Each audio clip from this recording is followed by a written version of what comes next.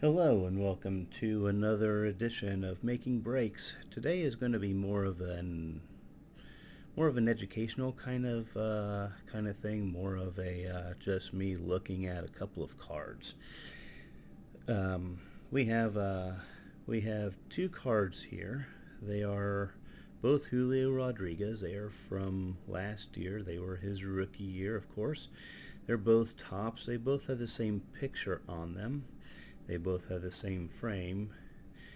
One of them is worth a whole lot more money than the other because it's a Topps Chrome card. And the unique feature about the Topps Chrome card is how horrible it is to take a good picture of it. This is actually a refractor.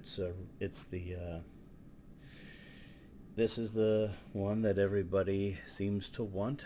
It looks shiny. It looks impressive. You turn it over on the back and you can see it's numbered. It's a low number, 13 out of 299, if you can see it. Well, yeah, we'll get back to that in a minute. The other one is just the base card from last year, another Topps. It's again, it's got the same RC there with the same Major League logo, and we'll get back to that in a minute. Um, it's if you look at the back, it's pretty much identical, except it says US 44 instead of US 150, and it doesn't have that serial number up there. Now, the thing that really kind of what I really want to talk about with these cards is just how the fancier the cards get, the more difficult they get to make properly. Now, it's no secret that the reason why card sales are a thing, the reason why these fancy cards are made, is because of the resale value, because they're the cards that people want, especially these numbered cards. There are only 299 of this particular refractor, of this particular Julio Rodriguez, and and generally the lower the number, the more valuable they are. And but there are a lot of other things to continue or to consider. You look at these, and first thing that comes to my attention, other than how much better this shows on camera, is that look at these, and this one is just centered better. And that's something that I think a lot of people have picked up on. The Chrome series from last year really had quality control issues. I've heard a lot about centering issues, and it's pretty obvious in this one. It's going to be very rare for you to find a card that actually has, I don't know, what I would consider my pickiness to be proper centering. If I look at it and I'm like, looks like they slid it over, the whole thing over a little bit. That's a cutting issue. That's a manufacturing issue, and I get it. There's a reason why it's supposed to be rare for a card to grade at, say, a PSA 10. But then there are these other issues that come across. If you look carefully at this card, this is something that you will see on the Chrome cards, but not the base cards, and it's because of how they apply the Chrome, and more specifically how they apply the border on top of the Chrome. If I bring this close up, you can see that the picture is framed by this kind of greenish border that goes all the way around, right? Goes all the way around. and it's embossed, which means that it's actually kind of stamped into the surface after the picture's been put down, more than likely, I think, and certainly after the chrome has been put down. And this process that they have for embossing it, and and honestly, you know, I've worked in manufacturing before. I've worked in quality control, and I know that it can be really difficult to get things 100%. But this is something that you see in just about every Chrome card you see from last year. When they emboss it, okay, I'm going to take this out of the penny sleeve because there's probably going to be a little bit of dust and stuff on it, and on the penny sleeve that might get in the way of seeing this properly. But if you look where up there where it says RC, and I'm trying to bring it into, there you go. The figure of the silhouette of the batter there, and his elbow is aimed pretty much at a flaw, at a little, what that is it's a little impression, a little divot that was left by the process that they used to emboss this. Now, ordinarily I would say, okay, they had a machine that was just had a little bit of a I don't know, a little bit of projection or something like that. It's amazing how much of a tiny little burr can make such a big difference in the final product, especially when it's a shiny.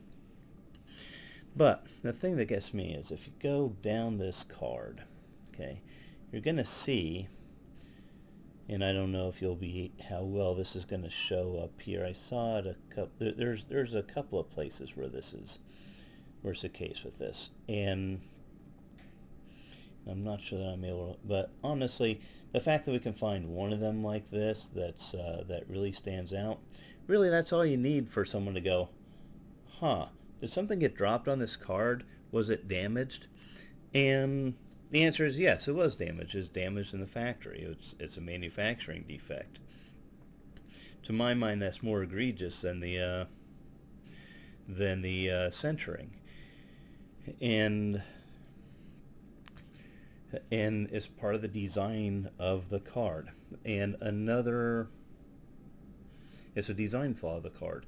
And another thing that really gets me with this, and I bring this up here because you can look at this. You can look at this frame.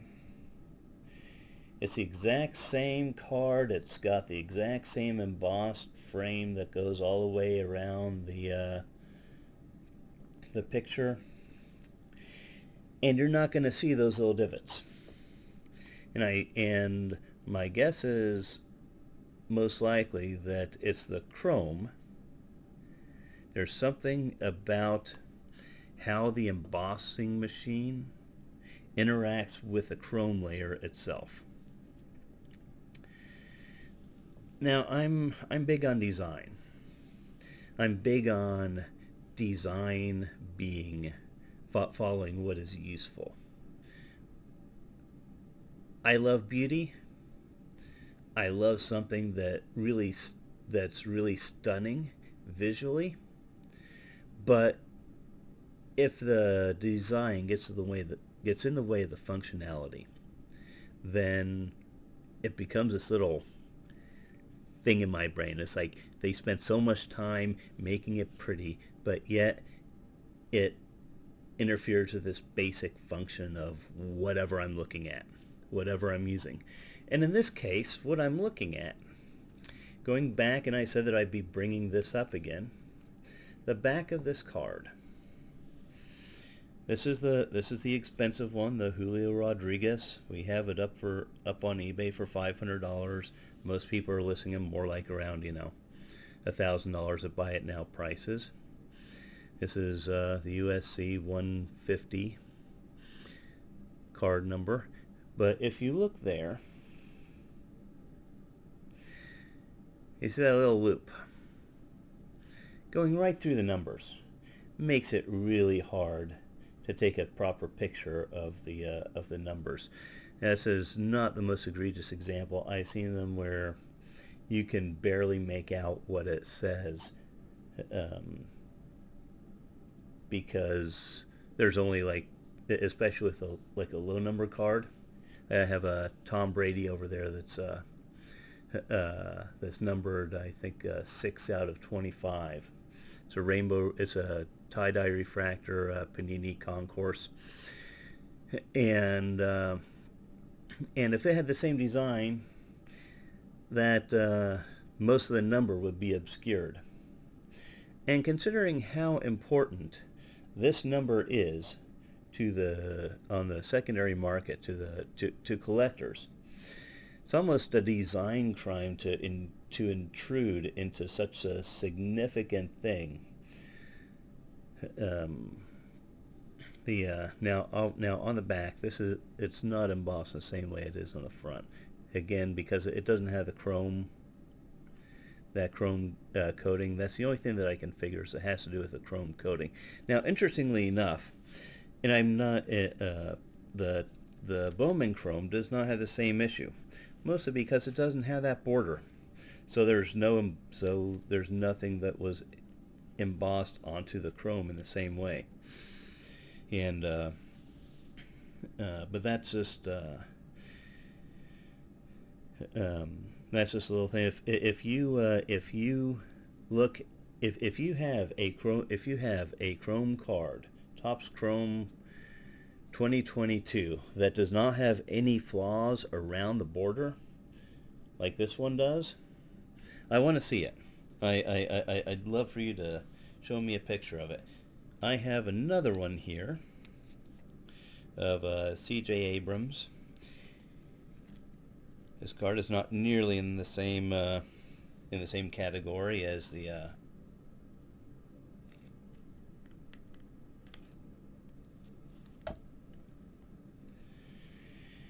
and it is embossed, and if you follow again, and I know this is a cardinal crime, right? I'm oh my God, he's taking it out of the top loaders, he's taking it out of the penny sleeves. But you know, when people want good pictures of things, you know, those top loaders, those penny sleeves, the one touches, they're there to like catch stuff, right? They're there to make sure that the card remains undamaged, so they can collect some surface crud on them. And so people want to see them without that, so they can see if the card itself is marred or if it's the holder it's in. And almost always it's going to be the holder. But this one, and I'm trying to see if we can see it on this one. See over there, I think. Not where it says the I think it's on the left hand side of the card.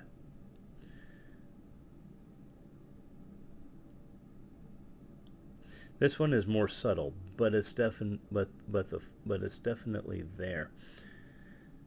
And I'm not sure that I can get a good picture of if I can get a good shot of it, but it's by the Topps Chrome. There's the little projection that comes out of the C, and I don't know if you're able to see that or not on this. I can see it with the naked eye, and even though it's subtle, it's definitely there. And I will put this back in the penny sleeve. I am penny sleeving and top loading these after I'm done with them.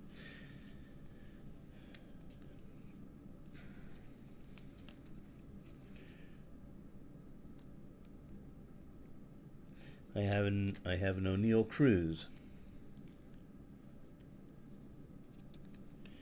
Actually, let me get Julio back in his, now that I've done my thing with him, let me get him back in the top loader real quick before he gets damaged.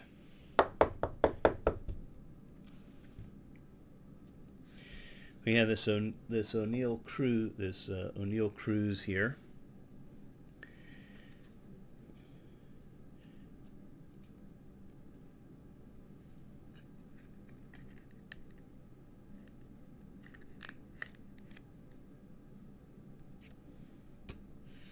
Which really, it's kind of like, okay, there's two guys on there, but only one of them is named on the card. That's O'Neill Cruz, and yeah, it's just and again, this is a chrome card, Topps chrome, and this one is printed the other way. But honestly, it doesn't matter. Same machine does it, and this one that pops out at me is along the top there. If I can get a good picture of it, and I'm not sure that I can. But to the naked eye, it's above. It's right up here above the bill, and I'm gonna. You can kind of see it's kind of. This one is a bit bigger. It looks like a line going across it. And and the thing that gets me is that it's in both the Chrome and the Chrome Update series from last year. And so it was something that was there. It wasn't caught. Maybe it wasn't caught. I don't know. Maybe it was deemed to be too little to be really get in the way of sales or something. But that's just that's the kind of thing that when you go looking for cards, when you go looking to buy singles cards, be aware that sometimes the fancier these things are, the more problematic the card is going to be. You're going to see you can see sometimes some of these flaws and some of these little bubbles or something due to the manufacturing process. And if you see them in one or two cards, that's one thing. But if you see them in all of them, that especially with a product that is going to be carefully examined, it's no secret what everybody knows that, hey, these cards are going to be put under a literal microscope by the people who buy them.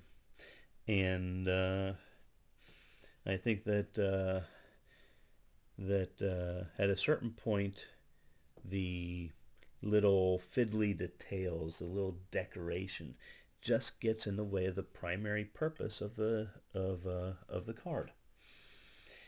And sometimes the people who design these things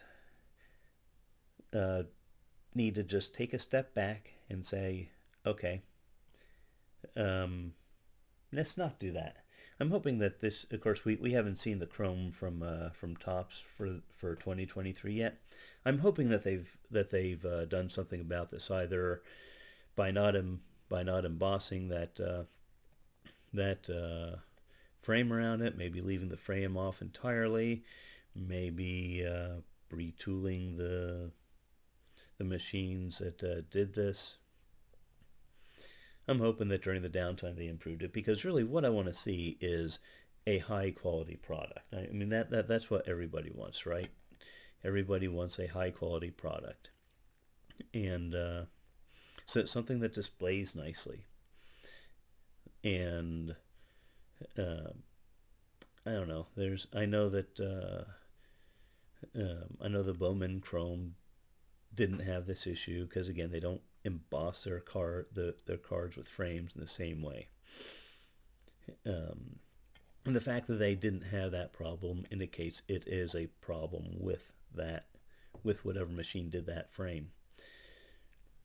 Maybe it's just a one-off from last year. Maybe that's just maybe they're able to retool it. I hope so. I said I really hope so. But Here at Making Breaks, we're going to be doing a couple of new things here.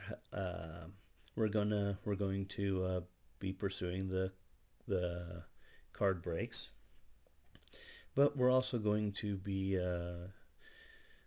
we're going to start doing a regular podcast series on just chit chatting with vendors.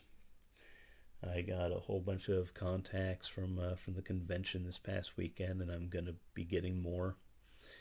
And because honestly, when I go to conventions, when I went to conventions, I went to chit chat with the vendors. You know, they're always neat people.